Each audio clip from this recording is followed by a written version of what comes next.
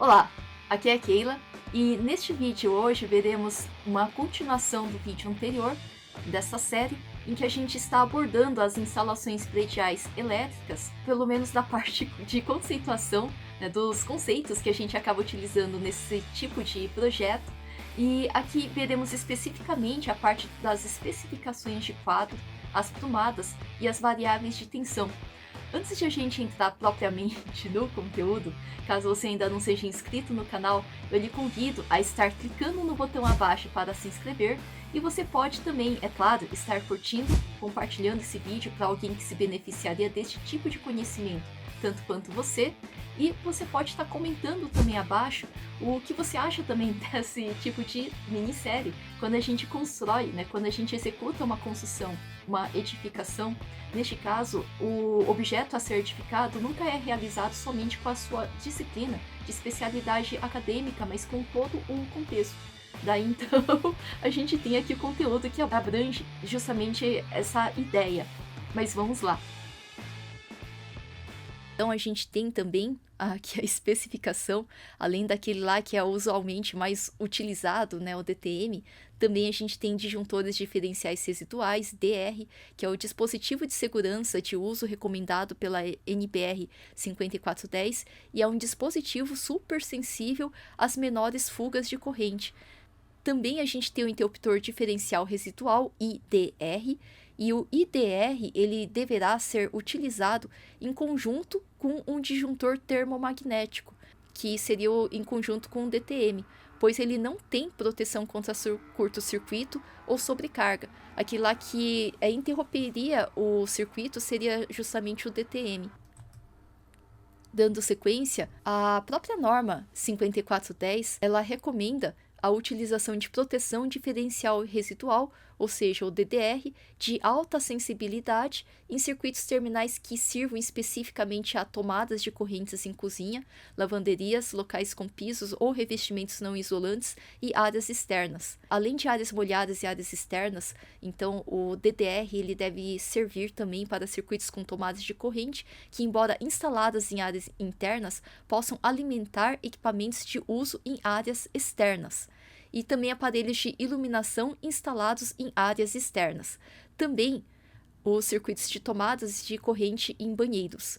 Daí, basicamente, aquilo que pode servir à área externa ou aquilo que está em áreas molhadas, aquelas áreas que possuem o uso de peças hidrossanitárias. Outros circuitos podem ser protegidos por disjuntores termomagnéticos também, né, os DTM, por exemplo, chuveiros, torneiras elétricas e aquecedores de passagem com carcaça metálica e resistência nua não devem, no entanto, utilizar proteção com disjuntor diferencial residual, ou seja, especificamente esses não podem usar o disjuntor DR.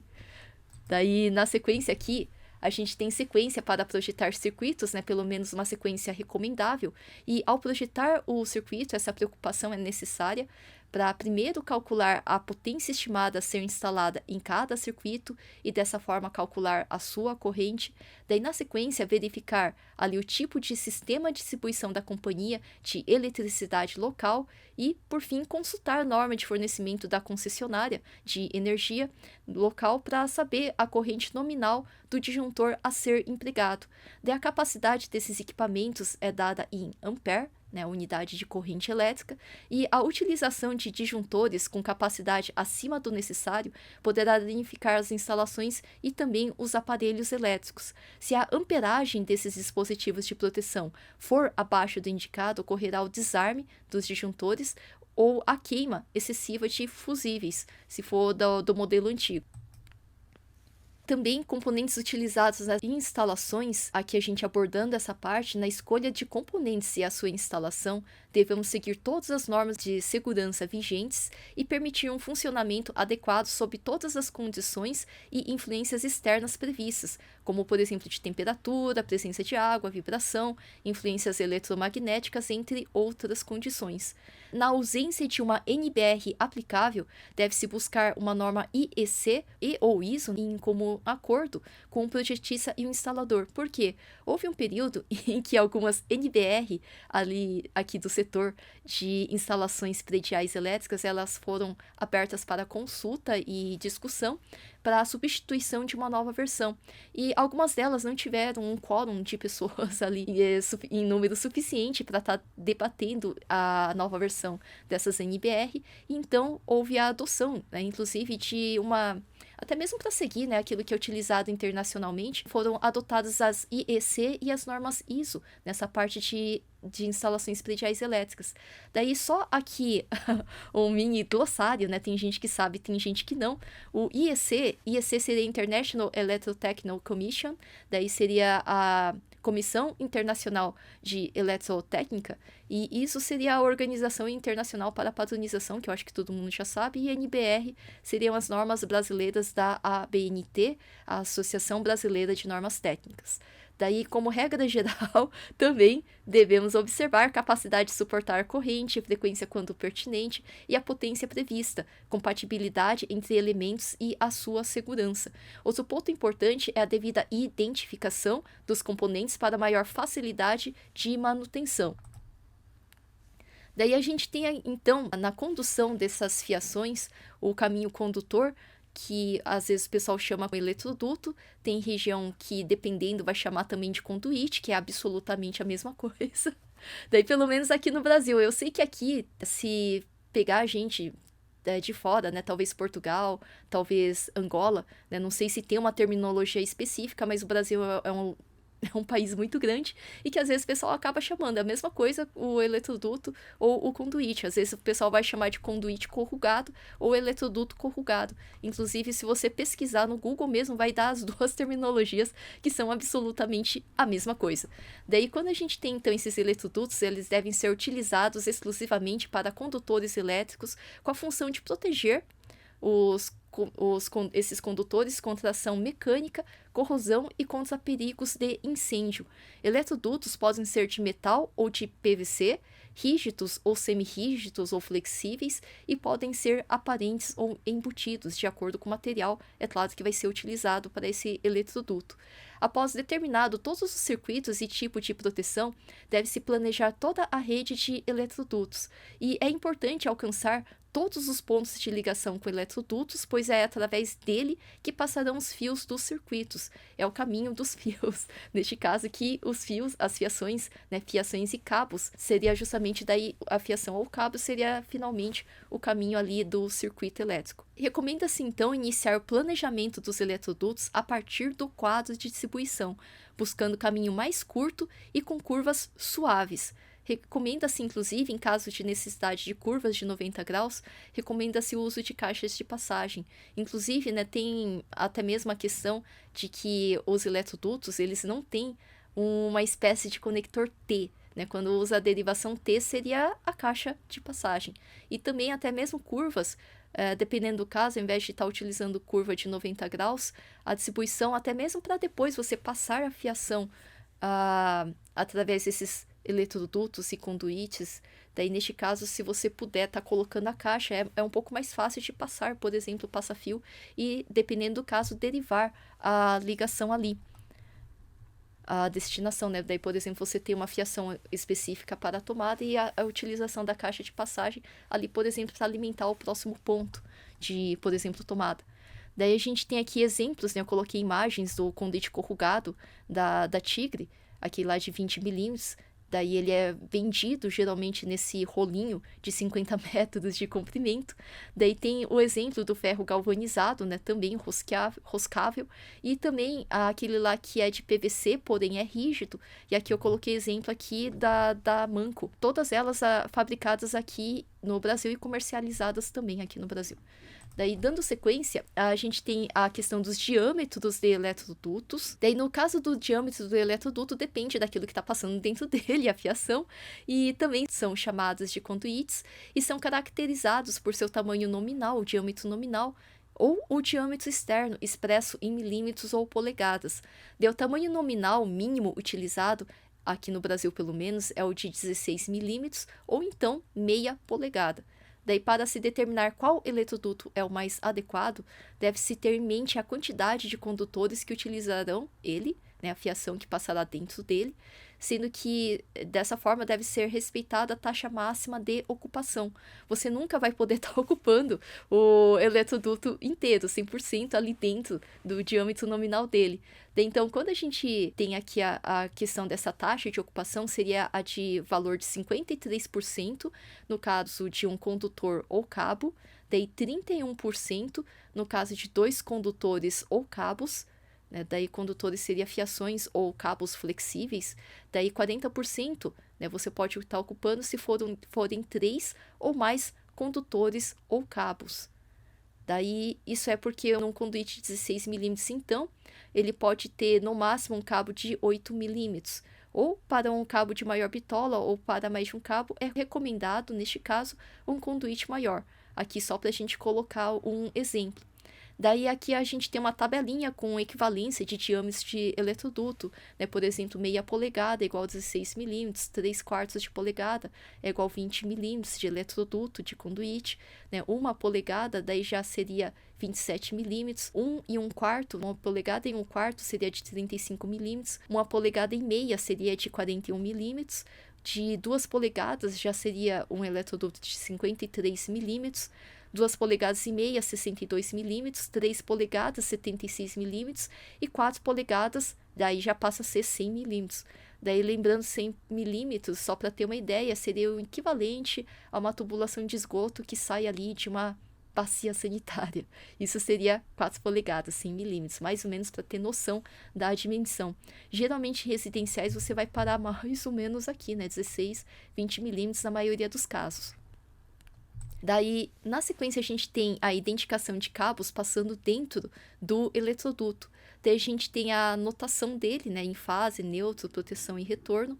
Daí tem também a questão que a gente vai estar vendo depois, inclusive reforçando na próxima aula, a parte de instalações elétricas de baixa tensão, seguem a NBR 5410, que ela também especifica a cor da capa da isolação ali do fio ou do cabo. Daí, quando é neutro, obrigatoriamente, ele deve ser azul, quando é neutro. Quando é terra, ele tem que ser obrigatoriamente ou da cor verde ou da verde amarela, daí popularmente conhecida como brasileirinho. E daí também, quando é fase, ela tem que ser de alguma cor que não seja igual do terra e não seja igual do neutro. Obrigatoriamente tem que ser diferente. Então não tem uma cor específica. Porém, a fase, ela fica a sua escolha, mas ela geralmente vem ou de cor preta, ou de cor cinza, ou de cor amarela, ou da cor vermelha, ou da cor branca. Aqui, inclusive, nesse exemplo, a fase está pintada de vermelha, mas o retorno poderia ser vermelho também, já que é uma continuação da fase passando ali do interruptor em direção à luminária. Daí, ou então, se quisesse usar, desde que não seja igual a cor do terra e a cor do neutro, perfeito, esse vai ser a fase. E também, por consequência, o retorno, que utiliza fiação fase. Retorno seria aquilo que liga o interruptor em direção à luminária. É uma denominação que a gente acaba utilizando exclusivamente aqui no Brasil. Daí, dando sequência, a gente tem aqui os tipos de conduíte flexível e aqueles que são rígidos. Aqui o exemplo é o do conduíte metálico roscável com luva, com esse encaixe roscado. Daí a gente tem aqui também no dimensionamento do eletroduto, daí só para resumir, inclusive, aquilo que a gente já viu, daí o diâmetro do eletroduto ele vai ser ocupado em no máximo 40%, quando é mais de uma fiação, como ocorre geralmente na maioria das vezes, e daí 60% dele deve ficar livre, não é para ocupar tudo, nunca além de 40%. Daí a gente tem também aqui exemplos de dutos flexíveis, eletrodutos, conduítes corrugados, detalhe da instalação quando é eletroduto aparente, né, quando ele é o rígido aparente, dele é preso através de braçadeiras, daí o nome dessa braçadeira é uma braçadeira do tipo D, porque ela tem ali uma a parte que ela é reta e tem a parte que ela é curva, né, parece uma letra D. Daí, essa braçadeira do tipo D, ela interliga essas caixas, por exemplo, caixas de passagem 4x4 e caixa 4x2. A gente tem a representação dela em planta, a passagem dos eletrodutos, pelo menos aqui no Brasil. Geralmente, a gente faz com uma linha mais espessa, ali a representação da simbologia da passagem ali dos eletrodutos. Lembrando que você na planta vai estar desenhando eletroduto, e daí partindo dele a gente tem a simbologia da representação gráfica das fiações que ali passam. Fiação fase, né, uma haste inteira, fiação de neutro, que seria essa aí que parece uma letra L de ponta cabeça. A gente tem os terra representados pela isso daí que parece uma letra T, e quando há retorno, daí seria aquela hastezinha da metade da fase, como acontece, por exemplo, aqui. A gente tem, por exemplo, aqui o comando, né? Daí só para facilitar a leitura, eu sei que tem gente que já sabe, senão eu vou comentar brevemente. Tem aqui no meio desse ambiente uma luminária. Essa luminária que ela é interligada, é comandada por aquele interruptor e também por aquele outro interruptor ali.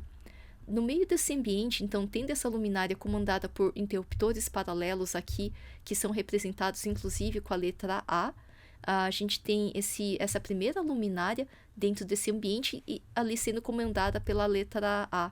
E aqui oferecendo uma potência de consumo de 100 watts. Partindo dela, a gente tem também, utilizando os conduítes. Os conduítes não são exatamente igual tubos de hidráulica, que você só pode passar ali uma água fria, ou aquele tubo só pode passar ali uma água quente, ou uma água servida, e eles não poderiam estar se misturando. O que acontece é que no eletroduto, que é representado aqui, a gente pode estar passando tanto ali o que vai depois derivar e descer ali para os pontos de tomada, como também a gente teria no mesmo caminho do eletroduto continuando, por exemplo, aqueles que vão derivar, por exemplo, para esses interruptores paralelos. Eles aproveitam o caminho condutor. Nesse ponto, então, de diferente, né, em relação ali à hidráulica. Dando sequência, aqui a gente tem também o exemplo de instalação aparente com eletroduto rígido e aquelas caixinhas que o pessoal chama de condulete, interligando ali através do quadro elétrico. E aqui novamente, né, só reforçando, os eletrodutos não usam ligação T, né, igual a hidráulica, usa geralmente as caixinhas 4x4, 4x2 e até mesmo caixas de passagem octogonais, por exemplo, acima de luminárias. Aqui as caixas que são acessórios que têm como principais funções servir de base para fixação de luminárias ou dispositivos de comando, também aquilo que o pessoal chama também de enfiação, que seria passar a fiação, os cabos e fiações, também servir de interligação emenda e derivação de eletrodutos através delas, e permitir também o acesso à fiação e manutenção das instalações. Quando o eletroduto tiver mais do que 15 metros ou fizer mais de 2 curvas, as caixas de passagem podem ser utilizadas para facilitar a instalação dos fios e cabos. As caixas hexagonais e octogonais são utilizadas para a fixação de luminárias e derivação de eletrodutos, e as caixas de derivação ou de passagem de embutir podem ser de PVC ou de chapa de aço. As caixas aparentes, também conhecidas como conduletes, podem ser de alumínio injetado ou de PVC. Daí, conforme descrito na NBR 5410, as caixas devem ser colocadas em locais de fácil acesso e possuir tampas ou espelhos no caso de possuírem tomadas, daí interruptores ou então dispositivos similares. As caixas de saída para alimentação de equipamentos podem ser fechadas pelas placas específicas, né? Por exemplo, a placa de interruptor ou ali uma plaquinha de tomada. A divisão de instalação em circuitos terminais, daí é que os circuitos terminais eles facilitam a operação e a manutenção da instalação, reduz interferências quando da utilização de aparelhos e equipamentos elétricos. Além disso, a queda de tensão e a corrente serão menores, sendo a necessidade de condutores menos grossos e dispositivos de menor capacidade nominal. E essa divisão dos circuitos, né, circuito 1 ali de tomadas, o circuito 2 também de tomadas de uso geral, o circuito 3 para fazer o circuito das iluminações, por exemplo, ali da área mais social dessa edificação. Então, essa divisão, ela facilita do que você ter um único para tudo, por exemplo, facilita também a manutenção e também facilita a passagem dos condutores nos eletrodutos e as ligações deles aos terminais de aparelhos de utilização. Também a gente tem aqui uma tabela de tipos de caixas, dimensões, finalidades e número máximo de conduítes que podem estar passando através dela.